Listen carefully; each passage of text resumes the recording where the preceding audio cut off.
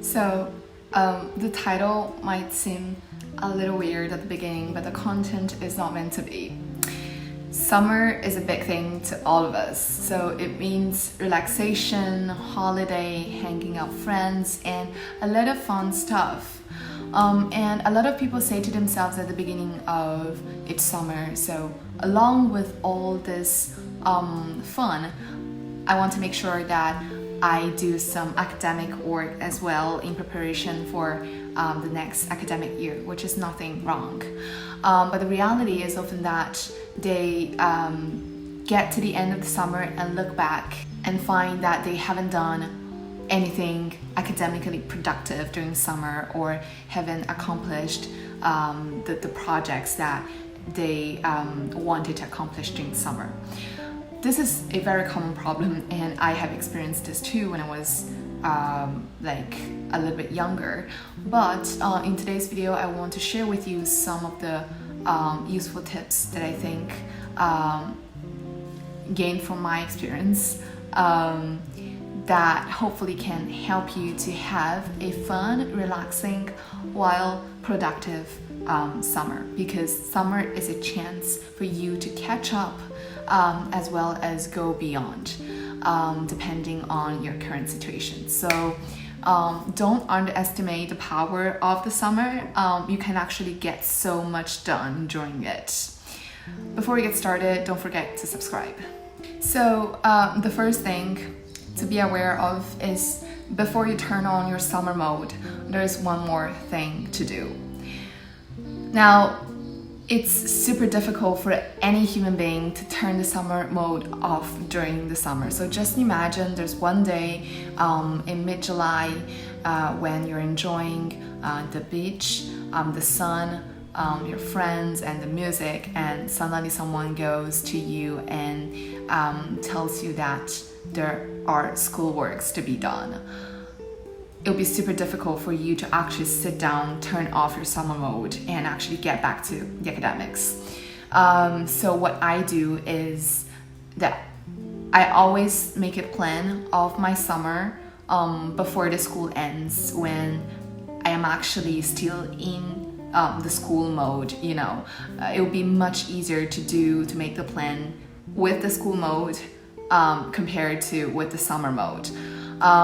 So just before you begin your summer, actually make sure that you have a plan in your head about all the things you want to do and accomplish during the summer, and don't leave that plan till the summer to make it. So you don't want to wait for half the summer to pass and then you realize, oh, actually I have to make a plan for my summer to actually get the things done. That will not be a very useful thing to do. So that's the first big thing to consider. So the second thing is that you have to set close goals. And by close, I mean what's near to you. So it's always more effective and better to set goals that are close to you. So you don't want to set goals for 2 or 3 months later and say you want to accomplish certain things. The chances are you're not going to do them, and you're probably going to forget about them. So for example, at the end of June, when my school finishes, I would sit down, take a moment to reflect upon what I want to do during July, instead of thinking about what to do during August or September, because that's just more effective. And psychological research have shown that if you set approximate goals, it's going to be much more effective compared to goals that are distant from you, because you're going to feel that you're going to feel that responsibility to attain to the goal, because July is near June. But if you set a goal for August, your mind would say to yourself, well, there's still a lot of time till August, so perhaps I can just leave that thing to do later on. So that's just another trick And I think one of the reasons that summer plans often fail is because people think too much beyond. Instead, they should really focus on what's in the present and what's coming next, instead of thinking and planning about the things that are coming 2 or 3 months later on. You can think about those things later on, after you have accomplished the things you have to do in this next week or next month. So that's the second trick to keep in mind. And the third thing is to really think about priorities. Now, when it comes to making summer plans or even summer to-do lists, you'll find yourself with thousands of things to be done during summer, because what we have to do never ends as a student. So if I ask you to write down what you have to do during summer, you'll probably give me like a page of 50 bullet points of the things that you have to get done, of the things that you have to do during summer. Now that's not so helpful, and in fact a lot of people make that mistake. They make a list of what they have to do during summer, and at the end of summer they look back to the list and they find that they have just finished 2 or 3 bullet points out of, let's say, 30 bullet points. So in this case, what you have to do, and this is actually the philosophy of modern time management, is not only think about what you have to do, but also think about what you don't have to do. So consider priorities. And the trick here is that after you have made a list of all the things you have to do, or you think you have to do during summer, reflect on your own ability, and always realize and take into consideration the fact that you cannot do everything during the summer, even if you are like a supernatural being, right? Our time is limited, so there is only a limited number of things we can do. So when you scrutinize through the list, take out the things that are not so important. Take out the things that you can do it later on, even if it's like during the second half. So take out the things that are not crucial for you to finish during the summer.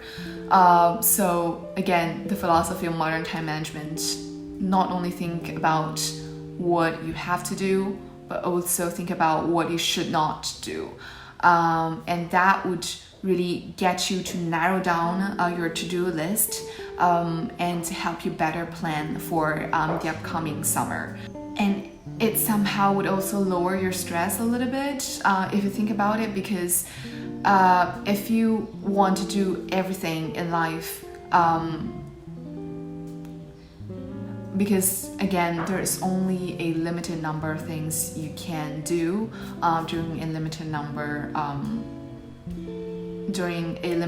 amount of time. So the fourth thing, we're going to talk about self-control. Self-control is key to a successful life. You have to.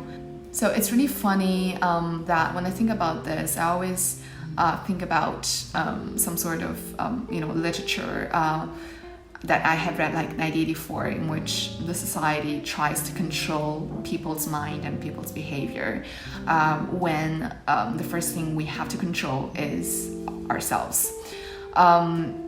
So self-control is a huge topic, but it's at the same time really crucial for us to have. So I know it's difficult during summer to switch to the school mode, and I'm not telling you to actually do that all the time, but when it comes the time for you to actually step back from the summer fun and to concentrate, have some sort of quiet time to do some academic work, then you have to force yourself to do this. And self-control is again a key skill in life, because a lot of times we face things that try to push us away from the things that we actually have to do. And in those times, we really have to know how to control ourselves and say no to the things that try to distract us. So again, it's the same thing with the summer. I actually think the summer is a great chance for us to practice self-control, because it seems like during the school year you have a lot of things to do, but because your school mode is open, it seems like everything is automatic to you, like sitting down and actually writing the essay or the paper that you have to hand in. But during summer, it requires more from your part to voluntarily turn on the school mode and turn off the summer mode for a while. So self-control, that's really the key towards having a productive summer and to actually get the things you want to finish done. So again, there's not a secret to being insanely productive during the summer. There are individual differences among people. So I tend to be quite productive during the summer because I know perfectly what I want to get done. I know perfectly my goals and my timeline. So and also because I always perceive the summer as a period of time to go beyond what I have learned in the school, and actually explore the things that I wanted to do but had no time to do when I was in school. So that's what keeps me motivated. That's what kept me going as well during the past few summers. So I truly hope that today's video has somehow helped you to get a better understanding of how a productive summer could be achieved. Again, relax, do things you like, watch TV, play video games, but you have to know that there is always a limit to the amount of happiness those things can offer you. And we human beings need quiet times as well. So that's today's topic, and I really hope you enjoyed it. If there's any questions that you want me to make a video on, just leave a comment below. And again, don't forget to subscribe. I'll see you next time.